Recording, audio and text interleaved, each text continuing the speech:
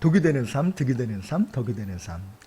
일부러 뭐 라임을 맞춘 부분들도 있긴 하지만 정말 그렇구나라는 것들을 오늘 말씀을 다 듣고 나시면 그러네요.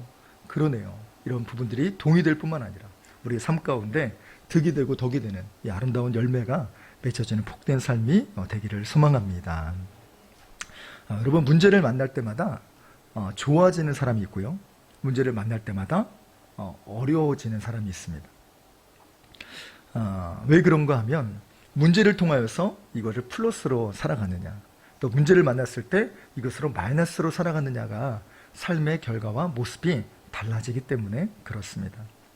그래서 어떤 분은요, 이 성공의 비결을 알게 되고 이 인생의 득이 되는 그 비결을 알게 돼서 계속해서 득이 되는 삶을 살아가신 분이 있는가 반면에, 어떤 분은 계속 자기 살을 깎아먹고 또 계속 그 기준에서 계속해서 내려가는 그런 부분들이 삶이 있다는 것이지요.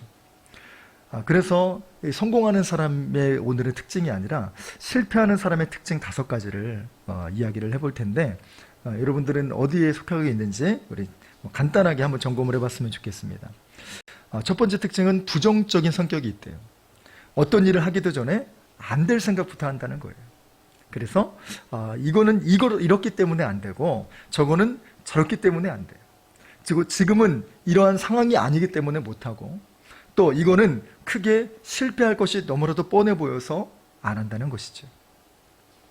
그래서 우리 그 영화 대사 중에 기생충에서 그 아버지가 그렇게 이야기를 하죠.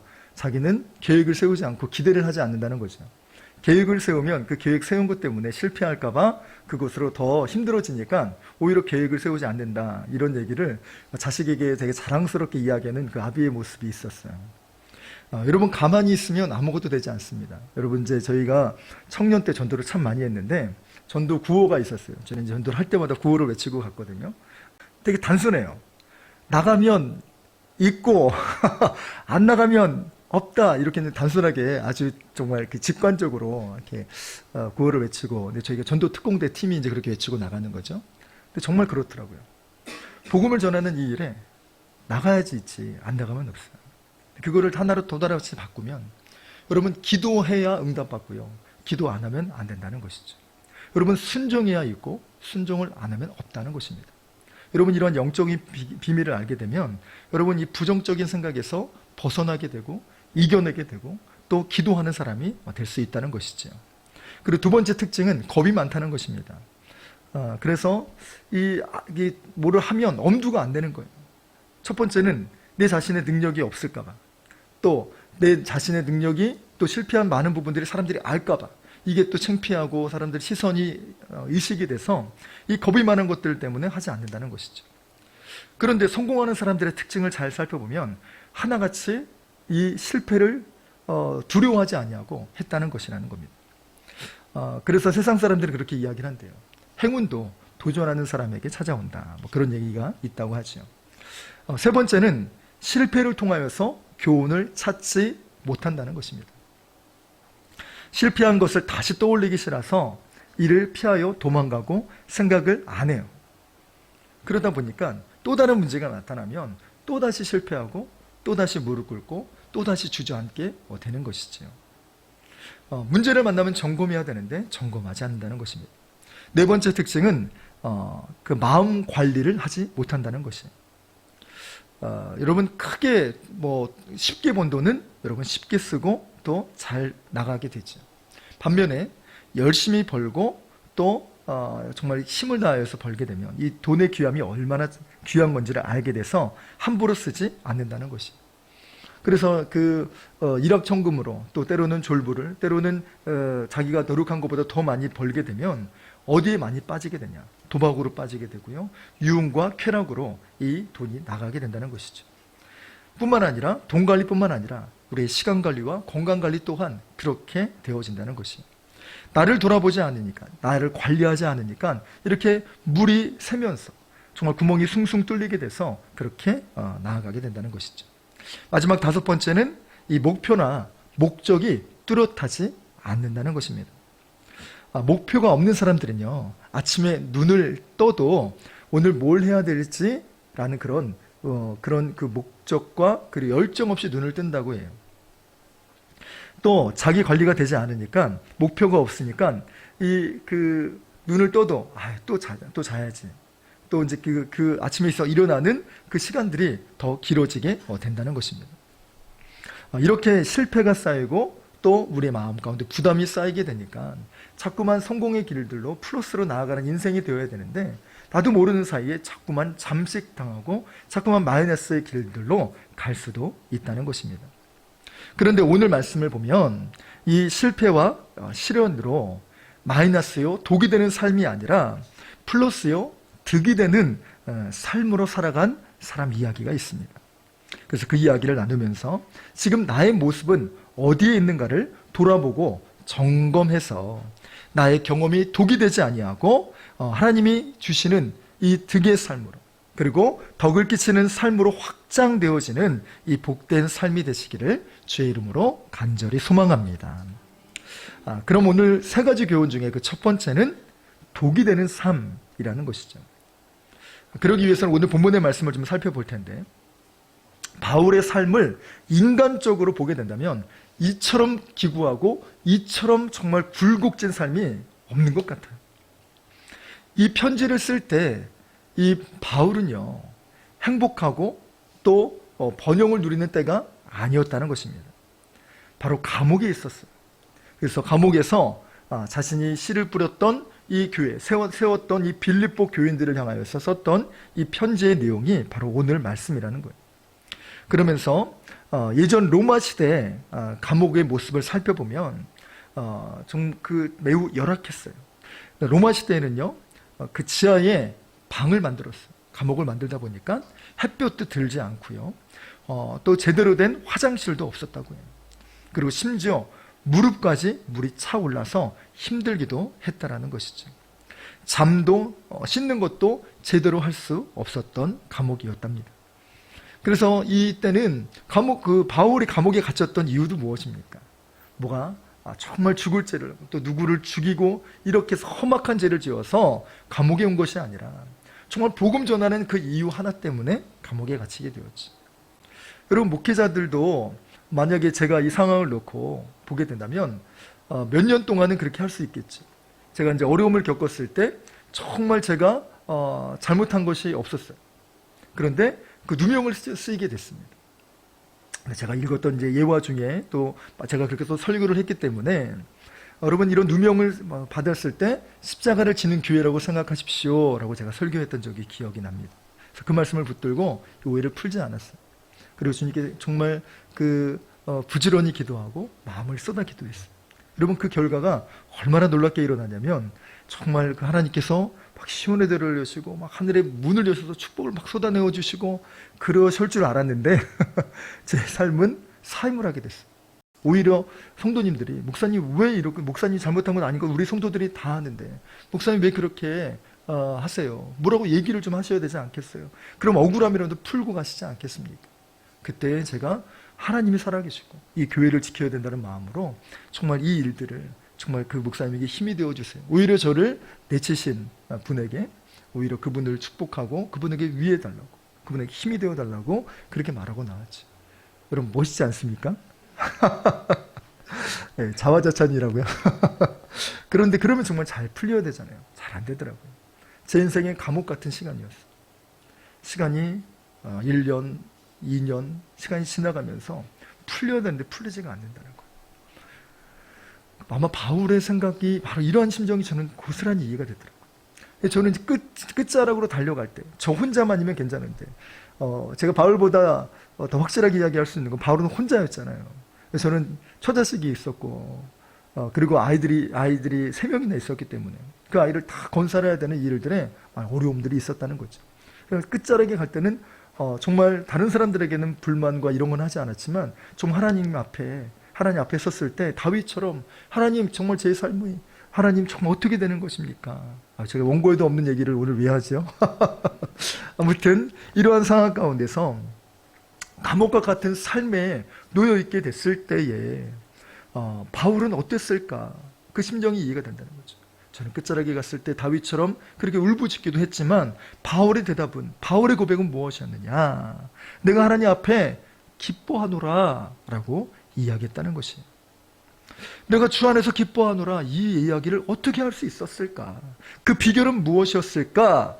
그것은 바로 하나님의 크신 계획을 알고 있었고, 하나님의 그 말씀대로 성령의 말씀에 순종했을 뿐만 아니라 정말 그야말로 24시간 주님과 동행하는 삶을 살았기에 이 고백이 가능했다는 것입니다. 환경의 지배를 받지 않고 정말 그 마음 가운데 말씀으로 미래를 보는 사람, 열어가는 사람, 이 말씀을 붙들으니 그 소망으로 열매 맺는 사람이 되었다는 것이죠. 그래서 그 비결의 열매가 무엇이었냐? 바로 자족의 능력이었습니다.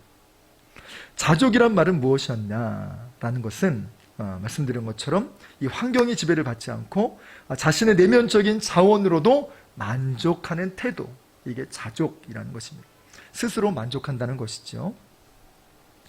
그런데 이 비결이 무엇이냐? 배웠기 때문이라는 거예요. 배웠기 때문이라는 거. 문제를 통하여서 마이너스가 되고 상처가 되고 트라우마로 남는 사람이 있는데 바울은 배웠다는 것이죠. 11절과 12절에 각기 배웠다는 겁니다. 근데 여기서 배웠다라는 것은 공부를 통하여서, 강연을 통하여서 배운 것이 아니라 이것은 몸으로 직접 부대껴서 배우는. 그래서 만약 그룹의 총수의 아들을 후계자로 세우려고 하는데 스탠포드나 또는 위스콘신이라든가 외국에 나가서 공부를 하고 그 다음에 들어오게 하는 게 아니라 자신의 자녀를 밑바닥부터, 그래서 말단 직원부터 시작해서 삶을 경험하게 하고 그 위치에 올라가게 하는 그런 것으로 생각하면 된다는 것이죠. 몸소 경험하여서 배우는 이 지혜, 이게 바로 이 오늘 본문에서 말씀하시는 이 원어의 뜻이라는 겁니다. 이렇게 경험한 바울은요, 모든 상황과 여건에서도 주님께 감사하고 자족하며 이것을 견딜 수가 있었다는 것입니다. 그런데 여러분, 바울이 이처럼 살아가는 것이 결코 쉽지가 않은 것이, 바울은요, 바리새인 중에 바리새인이었습니다. 이가 비천에 처해졌다는 것은 비참한 상태로 처해졌다는 것인데, 그는 그런 취급을 받을 사람이 절대 아니었어요. 우리가 잘 아는 것처럼 바울은요, 출신 자체가 로마인이었습니다. 여러분, 그 천부장으로 대표되는 성경의 이 천부장도 어떻게 로마인이 되었냐? 로마인이 되어야, 로마 시민권이 있어야 여러분 이제 직급이 올라갈 수 있거든요. 근데 천부장이 자신의 직급을 올라갈 때 어떻게 되냐면 로마 시민권을 샀어요. 그 돈으로 샀다는 것이죠. 그렇게 해서 그 위치에 올라갔다는 겁니다. 그런데 이 바울은 감옥 속에 있음에도 불구하고 로마인 시민권을 가진 사람이라는 거예요. 이게 여러분 유대인들이 그렇게도 부러워했던 이 로마 시민권. 그것뿐만 아니라 가말리엘 문화생이라고 하는, 오늘날로 말하면 아주 유수의 대학을, 아주 주목받는 대학을, 주목받는 과에, 또 주목받는 직종의 그런 고등고시나 이런 거에 합격하는 수준에 준하는 사람이라는 거죠. 그런 그 사람에게 전도 유망한 그 일들이 있었음에도 이런 비천한 취급을 받게 되었다는 것입니다. 금수저 집안에서 이제 하루아침에 정말 흙수저, 솜수저 같은 삶으로 천대받고 무시당하며 한순간에 도망자의 삶을 살아갔던 것이 바울의 삶이었다는 것입니다. 그럼에도 이 비천에 처하지 않았다는 것이지요. 반대로 풍부에 처할 줄도 알았다는 것입니다. 이 풍요롭게 살아가는 것이 여러분 이거를 지키는 것이 쉽지가 않아요. 왜냐?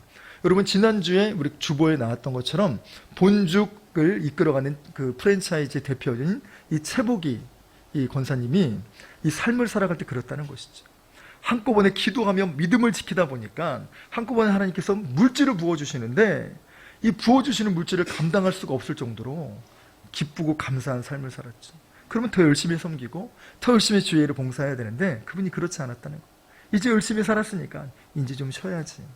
그래서 주일날 조금씩 빠지기 시작했다는 것이죠. 그리고 놀러 다니기 시작했다는 거예요. 그로 인하여서 하나님이 이제 크게 치셔서 그의 더 큰 이제 어려움을 겪으셨다라는 이야기를 들어요. 또다시 믿음으로 살아서 다시 전화위복의 역사가 일어나긴 했지만, 여러분, 이 풍요로움을 다스리는 것, 또 그 높은 위치에서 이곳에 정말 겸손을 잃지 아니하는 것, 하나님의 은혜를 붙들고 살아가는 것, 이건 역시 여러분 쉽지 않다는 것이죠. 바울이 그런 위치에 있을 때도 나는 자족의 비결, 그리고 이것을 지키는 그 영적인 마음으로 살아갔다는 것이죠.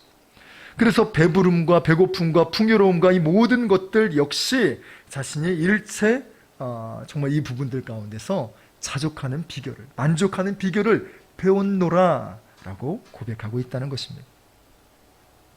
여러분, 바울처럼 이렇게 어떤 상황이 놓여지든지 간에 이것으로 인하여서 흔들리지 아니하고 살아가는 사람이 있는가 반면에 무너지는 사람이 있어요. 기고만장한 사람이 있습니다.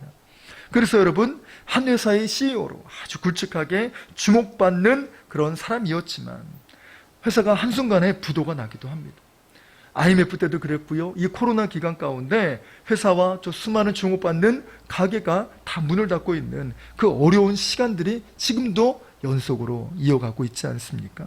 그것이 어쩌면 우리 일이고, 아니면 그것이 어쩌면 내 가장 가까운 사람들의 이야기일 수 있습니다.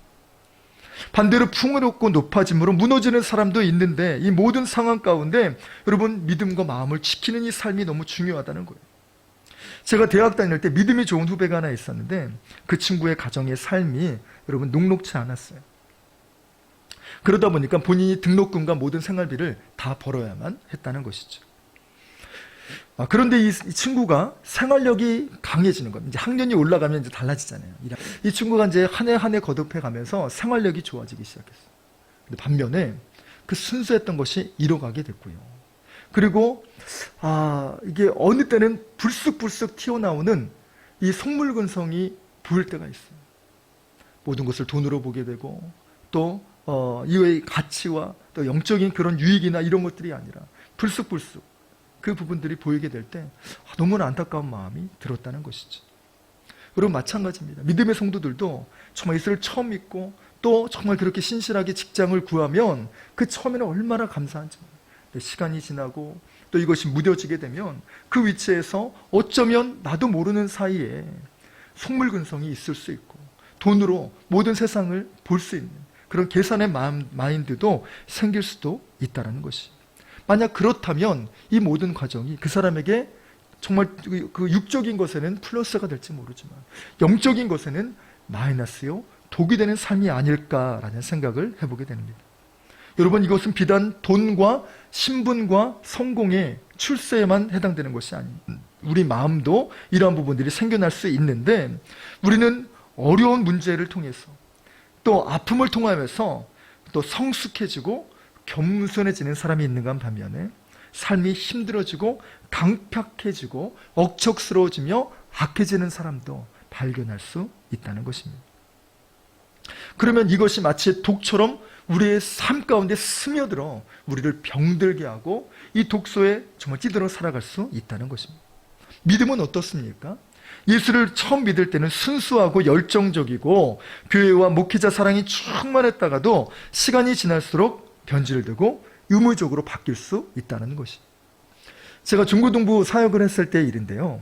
중고등부 아이 중에 먼 곳에서 오는 그 친구가 있었어요.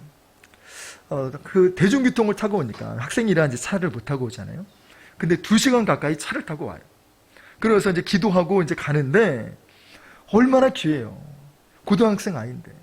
그렇게 정말 주님께 열심히 하다가 이 친구가 어느 순간에 보이지가 않는 거예요. 그래 참 열심히 했는데.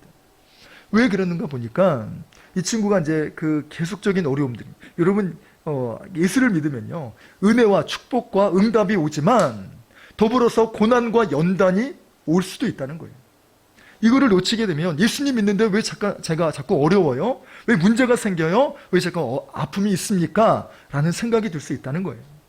근데 그 친구가 이 계속되는 연단에 이 믿음을 지키지 못했던 것 같아요. 그리고 나서 그 부분들이 조금씩 믿음이 시드는 것 그 이상으로 이제 부정적인 생각을 바뀌고 교회에 대해서, 사람에 대해서 조그마한 일에도 상처를 받기 시작하고 결국에는 하나님을 떠나는 그런 일들까지 벌어지게 되는 것을 보게 됩니다.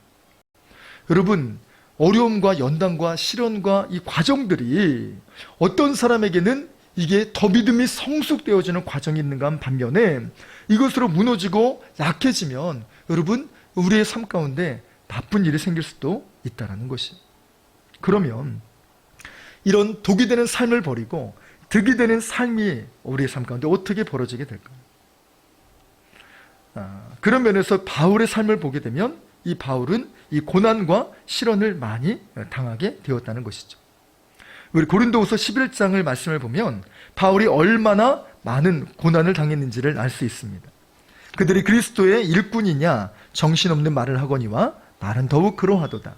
내가 수고를 넘치도록 하고 옥에 갇히기도 더 많이 하고 매도 수없이 맞고 여러 번 죽을 뻔하였으니 유대인들에게서 40에서 하나 감한매를 5번 맞았으며 3번 태장으로 맞고 1번 돌로 맞고 3번 파손하고 일주야를 깊은 바다에서 지냈으며 여러 번 여행하면서 강의 위험과 강도의 위험과 동족의 위험과 이방인의 위험과 시내의 위험과 각종 위험을 당하고 또 수고하며 애쓰고 여러 번 자지 못하고 줄이며 목마르고 여러 번 굶고 춥고 헐벗었노라.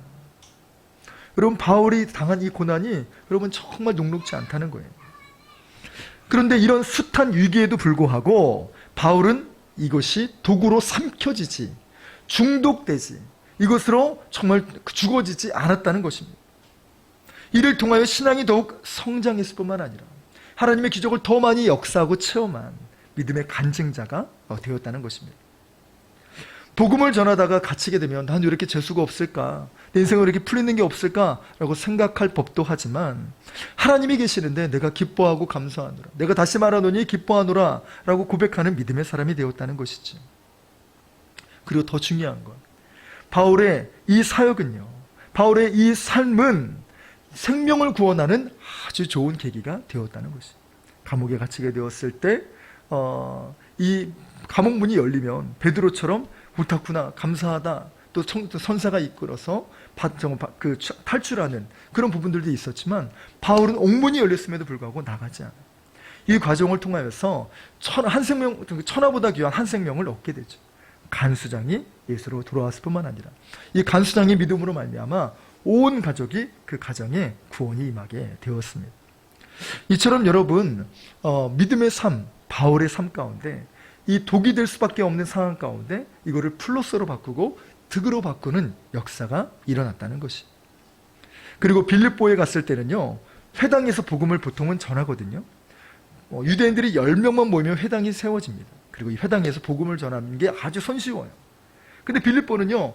회당조차 있지 않을 정도로 유대인들이 없거나 믿음이 없거나 또 마음의 문이 열리지 않았거나 이런 열악한 환경 가운데서도 바울은 복음을 전하는 게 이거를 마이너스로 여기 안 돼 글렀어 이렇게 하는 것이 아니라 오히려 강가에 나가서 복음을 전할 때에 아주 굵직한 믿음의 평생의 동역자를 만나게 돼요. 그게 바로 자주장사 루디아 아니겠습니까? 이 루디아는 바울의 사역에 없어서는 안 될 아주 귀한 인물이 되었다는 것이죠. 여러분 이처럼 정말 독으로 사느냐 득으로 사느냐가 달라지는데 여러분 한방을 보면 이독 제독이라는 말이 있습니다. 이것은 독으로 독을 치료한다라는 말인데요. 우리의 시련과 아픔을 독으로 쓰면 우리를 죽이는 일이 되지만 이를 잘 사용하면 독처럼 보이는 이것을 잘 사용하면 우리에게 자극제요 치료제로 쓰일 수도 있다라는 것입니다. 그 한 예가 초등학교에서 운동을 좋아하는 한 아이에게서 발견할 수 있습니다. 흑인 소년이 있었는데 이 아이가 12살이 되던 해에 여러 야구 리그를 통틀어서 우승을 참 많이 차지한 그런 훌륭한 선수가 됩니다. 그런데 이 친구에게 단점이 있었는데 뭐냐? 무슨 일을 하든지 꾸준하지 못했던 그런 그 단점이 있었죠. 그래서 이 친구가 어떻게 됐느냐?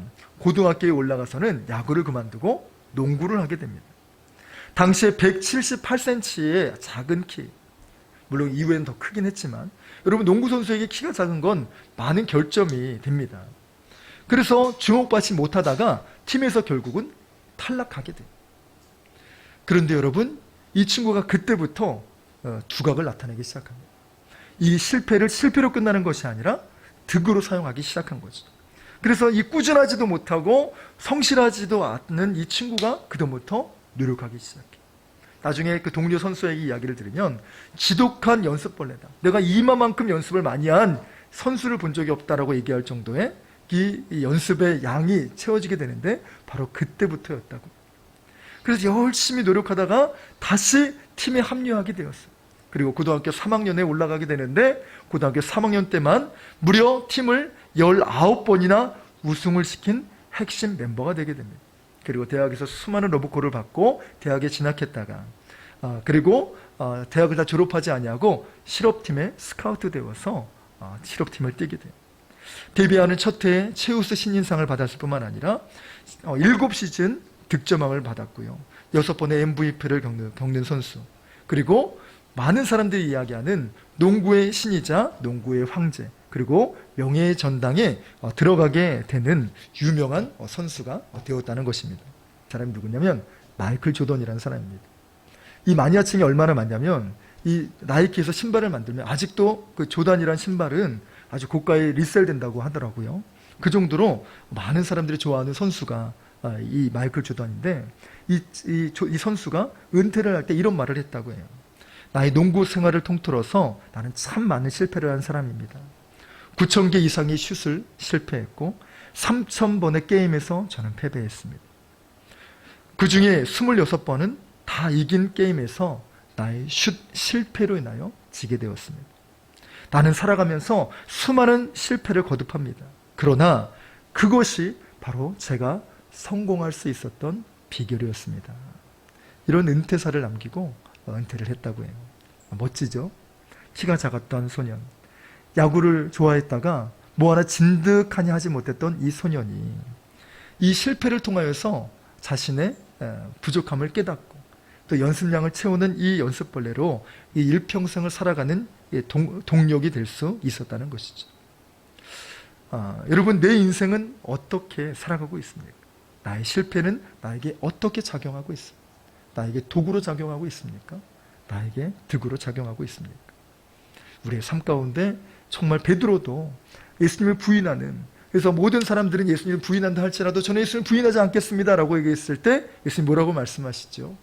오늘 닭이 울기 전 내가 나를 3번 부인하리라. 이 메시지를 듣고 아닙니다 예수님, 다른 사람들은 그럴지언정 저는 주와 죽을지언정 그렇게 하지 않겠습니다 라고 이렇게 얘기했다가 결국은 3번 부인하고 그렇게 펑펑 눈물을 흘리는. 그런데 여러분, 놀라운 사실은 그가 넘어졌던 자리, 그가 실패했던 자리, 그가 상처난 그 자리에 예수님이 다가오셔서 만져주심으로 그 상처난 자리에 꽃이 피고 또 복음이 열매 맺지 않았습니까? 우리의 삶도 그러한 삶이 되기를 간절히 소망합니다. 마지막 3번째로는 덕이 되는 삶이 있다는 것이지요. 여기도 같이 켜졌네요. 네, 아이고 27도면 난방이죠. 네, 3번째로 이 덕이 되는 삶은 이제 나에게서만 그치는 거죠. 나만 유익한 삶이 아니라 다른 사람들에게도 득을 끼치는 사람, 그게 바로 덕의 사람이라는 것이죠. 바울이 이렇게 될 수밖에 없었던 비결은 바로 오늘 본문의 13절 말씀 때문입니다. 같이 한번 읽어볼까요? 13절 시작. 내게 능력 주시는 자 안에서 내가 모든 것을 할 수 있느니라. 아멘. 여러분, 하나님의 능력이 얼마나 대단한지, 얼마나 위대한지 불가능해 보였던 것도 여러분 가능하게 되고 안 될 것처럼 보이는 것도 여러분 해결되는 놀라운 역사가 일어납니다.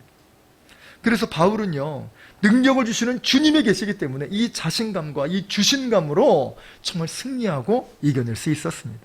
그리고 이 고백을 통하여서, 이 바울의 삶의 과정을 통하여서 수많은 사람들이 용기를 얻었고 위로를 받았고 모델이 되었고 이겨낼 힘을 공급받았다는 것이지.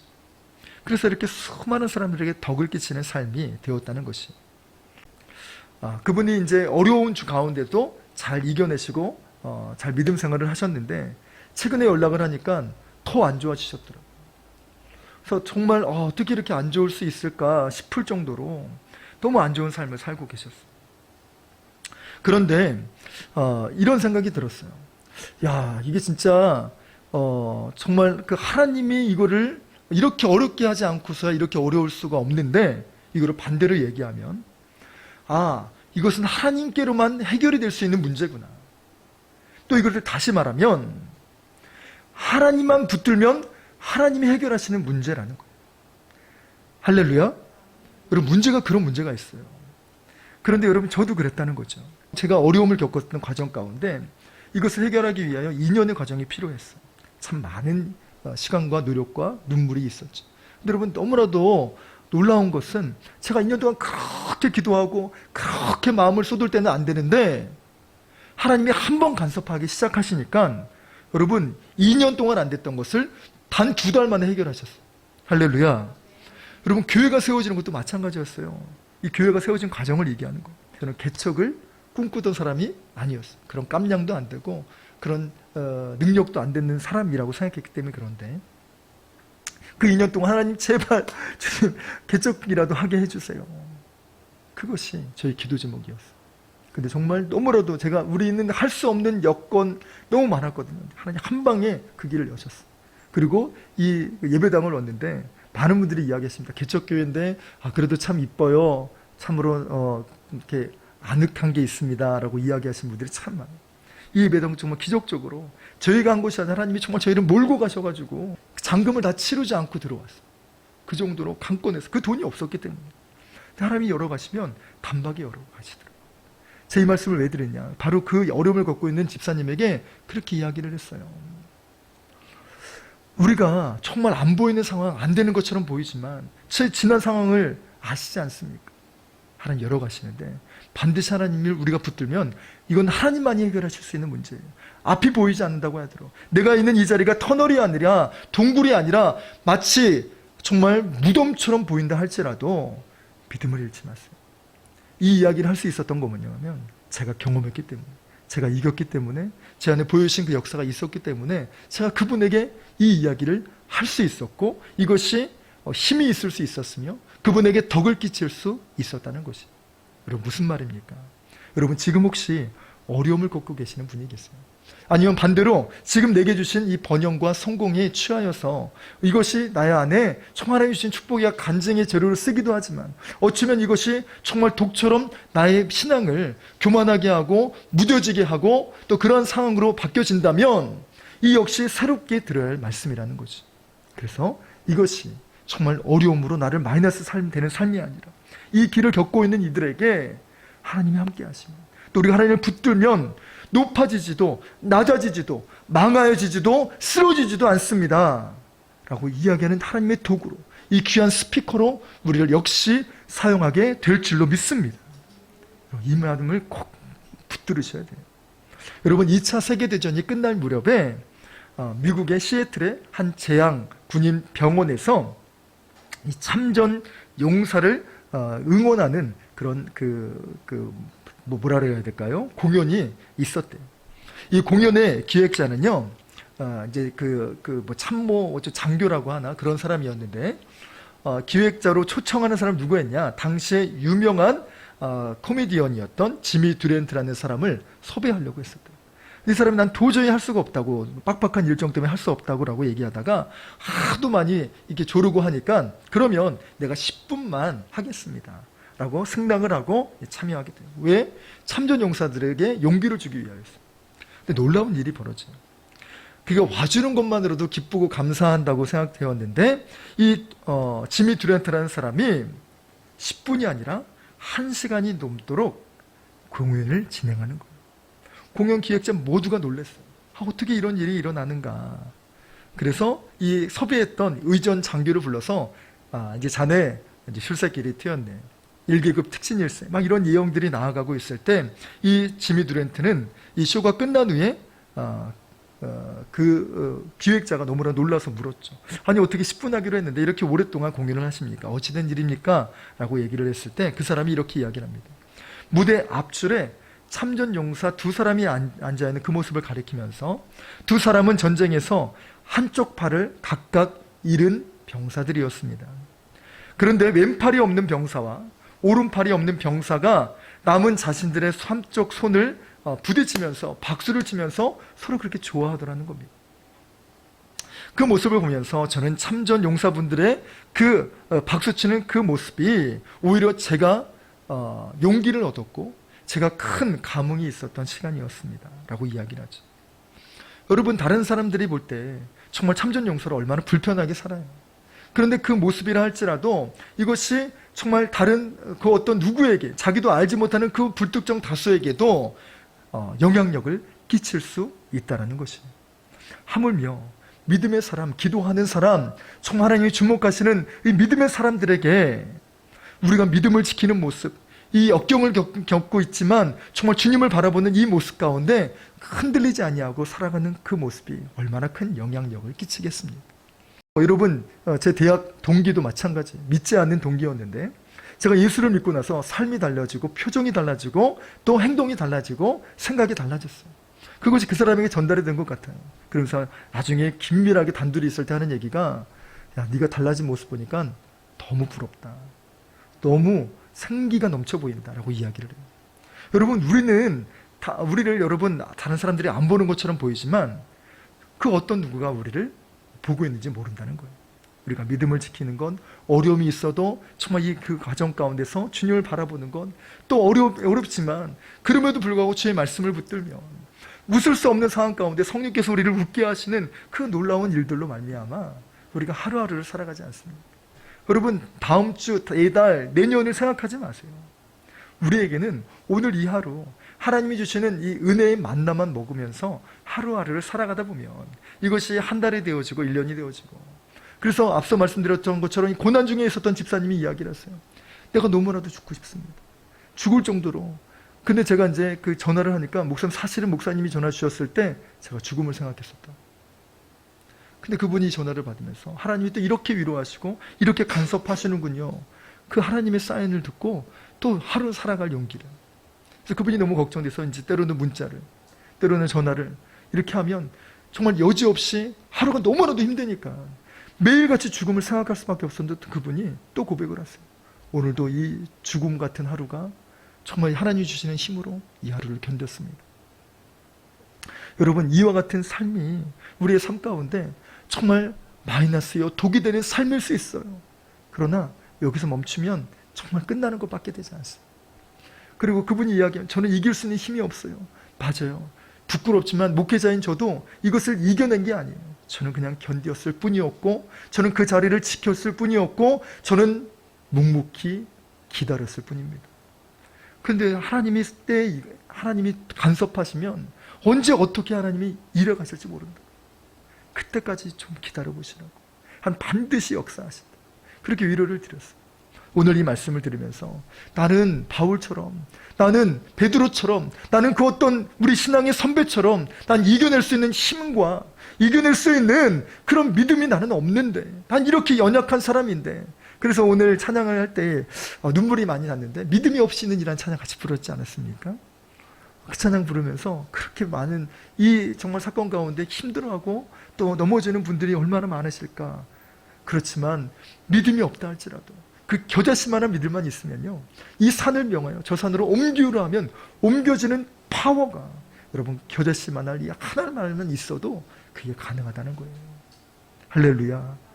또 이 경험이, 이 과정이 정말 다른 수많은 어려움을 겪은 사람들에게, 저 역시 이 말이 또 이 과정이 그들에게 위로가 되고 도전이 되고 또 이렇게 살면 되는구나 라는 힘을 공급할 수 있었듯이 여러분들의 지금 삶 정말 다른 사람들에게 덕을 끼치는 아름답고 복된 삶이 되시길 주 예수 그리스도의 이름으로 간절히 축원합니다.